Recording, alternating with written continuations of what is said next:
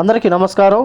కువైట్లో ప్రవాసుల జీవితాలను ప్రభావితం చేసే క్లిష్ట పరిస్థితులలో మెరుగైన ఆర్థిక అవసరాల కోసం సొంత దేశాలను మరియు కుటుంబాలను వదిలేసి పరాయి దేశం వస్తూ ఉన్నారు.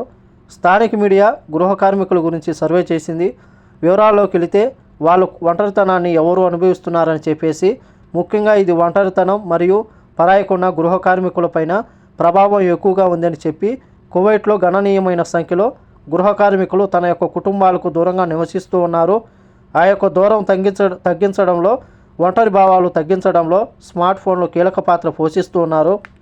కువైట్లో ప్రవాసులు ఎవరైతే ఉన్నారో ఒంటరితనాన్ని పోగొట్టుకోవడానికి, అలాగే దూరమైన కుటుంబాన్ని దగ్గర చేసేందుకు స్మార్ట్ ఫోన్లపైన ఎక్కువగా ఆధారపడుతూ ఉన్నారు. నిత్యం ఆ యొక్క స్మార్ట్ ఫోన్లను ఉపయోగించడం ద్వారా తమ కుటుంబాన్ని తన దగ్గరకు తీసుకుంటూ ఉన్నారని చెప్పేసి తెలియజేయడం జరిగింది. అలాగే గృహ కార్మికులతో కొంతమంది మాట్లాడడం తెలియగా, ఒక గృహ కార్మికురాలు మాట్లాడుతూ, నా కళ్ళ ముందే నా బిడ్డ పెరుగుతూ ఉన్నాడని చెప్పి, కానీ తన పెరుగుదలను మాత్రం వీడియో కాల్ ద్వారా మాత్రమే చూడగలుగుతున్నాను, ఇది నన్ను చాలా బాధ పెడుతుందని చెప్పేసి, అలాగే మా యొక్క బంధువులలో కానీ మా యొక్క కుటుంబాలలో ఏదైనా ఫంక్షన్లు జరిగినా సరే, ఏదైనా శుభకార్యాలు జరిగినా సరే నేను వెళ్ళలేకపోతున్నానని ఆన్లైన్ ద్వారా చూసుకుంటూ ఆనందపడుతూ ఉంటాను. ఒక్కొక్కసారి బాధపడుతూ ఉంటాను. నా బిడ్డకు నా యొక్క కుటుంబానికి దూరంగా ఉన్నాను.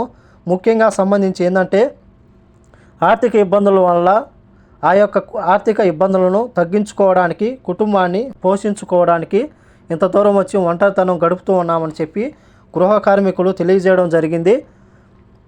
ఇంత దూరం వచ్చి ఒంటరితనాన్ని గడుపుతూ ఉన్నామని చెప్పి గృహ కార్మికులు తెలియజేయడం జరిగింది. మరి కువైట్లో ఇళ్లలో పనిచేస్తూ ఉన్నవారు గృహ కార్మికులు ఎవరైతే ఉన్నారో దీనిపైన మీ స్పందన ఏంటో కామెంట్ రూపంలో తెలియజేయండి అని కోరుకుంటూ, ఈ వీడియో నచ్చితే లైక్ చేయండి, షేర్ చేయండి, సబ్స్క్రైబ్ చేసుకోండి. నెక్స్ట్ వీడియోలో మళ్ళీ కలుద్దాం. జై హింద్.